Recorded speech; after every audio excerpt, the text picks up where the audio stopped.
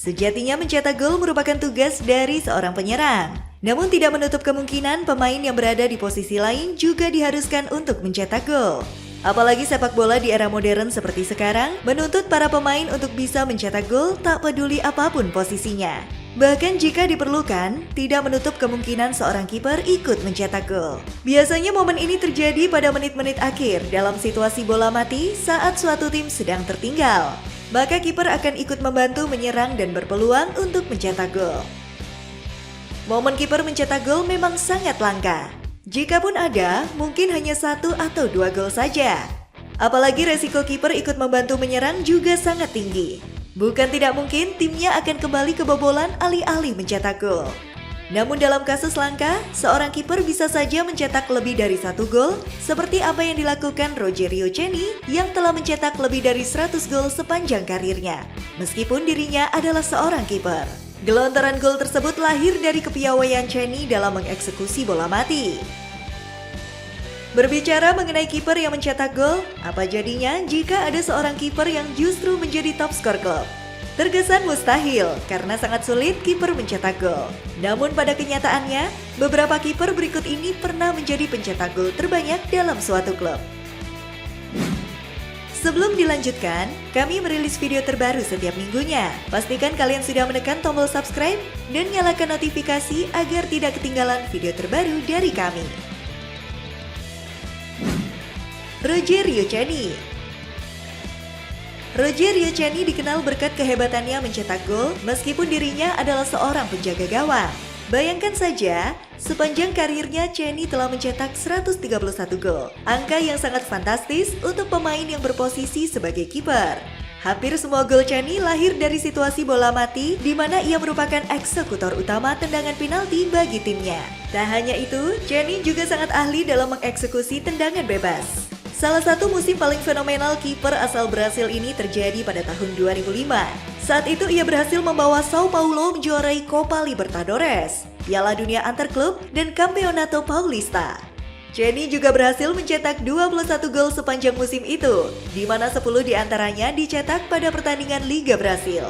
Raihan 21 gol tersebut merupakan rekor gol tertinggi Ceni dalam semusim sepanjang karirnya. Hal ini sekaligus menempatkan Ceni sebagai top skor Sao Paulo di musim tersebut. José Luis Chilavert.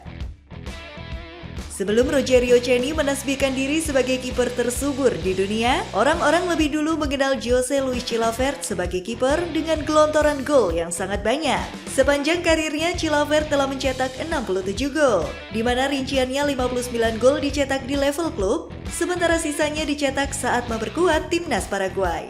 Musim terbaik Chilavert terjadi pada 1997-1998.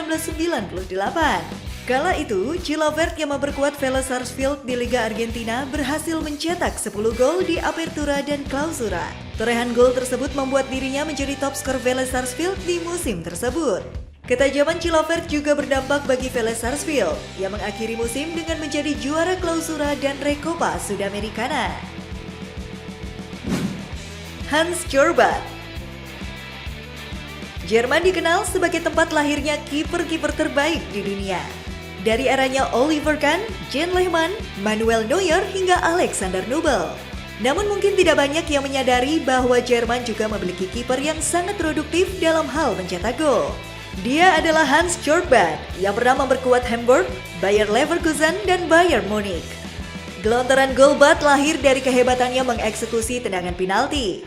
Bahkan gara-gara hal ini pula yang membuat dirinya pernah menjadi top skor klub. Kejadian fenomenal ini terjadi pada musim 1999-2000 saat Bath memperkuat Hamburg. Saat itu sepanjang musim Bath mencetak 9 gol dari tendangan penalti. Angka tersebut menempatkan Bath sebagai top skor Hamburg bersama 2 penyerang lainnya, yakni Roy Praeger dan Anthony Yeboah. Sayangnya, meski produktif sebagai seorang kiper, namun Bath selalu kalah bersaing di timnas Jerman. Apalagi Bath berada di eranya Oliver Kahn dan Jens Lehmann yang membuat dirinya hanya mengkoleksi 4 cup saja untuk negaranya. Toni Red. Memiliki pemain yang mampu bermain di 2 posisi adalah keuntungan tersendiri bagi suatu klub. Begitu pula yang dialami Luton Town yang sangat beruntung memiliki Toni Red. Red sejatinya adalah seorang kiper yang sepanjang karirnya hanya memperkuat 2 klub saja, yakni Peterborough United dan Luton Town. Namun yang spesial dari pemain kelahiran 1942 ini adalah kemampuannya bermain di 2 posisi sekaligus. Selain menjadi kiper, Red juga ahli sebagai penyerang.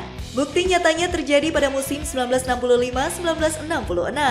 Kala itu Luton Town sedang krisis penyerang yang membuat pelatih memutuskan untuk menunjuk Tony Red sebagai striker. Red berhasil mencetak 12 gol dari 20 pertandingan, termasuk hat-tricknya ke gawang Notts County. Setelah itu, ia dikembalikan lagi ke posisi aslinya sebagai penjaga gawang. Hingga akhir musim, tidak ada pemain Luton Town lain yang berhasil melampaui gol Tony Red, yang membuat dirinya keluar sebagai top skor klub sebagai seorang kiper. Carlos Fenoy. Sama seperti Tony Red, Carlos Fenoy juga dikenal sebagai pemain yang mampu bermain di 2 posisi. Selain sebagai kiper, Fenoy juga bisa bermain sebagai seorang gelandang. Pada musim 1976-1977, Fenoy ditempatkan sebagai pemain tengah di mana ia mampu mencetak 5 gol sepanjang musim. Rinciannya adalah 4 gol dari tendangan penalti dan 1 gol dari open play. Hal tersebut menempatkan dirinya sebagai pencetak gol terbanyak Celta Vigo sepanjang musim. Sayangnya, kontribusi Fenoy saat itu tidak mampu membawa Celta Vigo keluar dari zona degradasi, yang membuat timnya harus rela turun kasta ke Segunda Division. Sekian ulasan kita pada episode hari ini. Jika kalian tahu kiper lainnya yang pernah menjadi top skor klub, beritahu kami di kolom komentar. Sampai jumpa di episode Footix ID lainnya.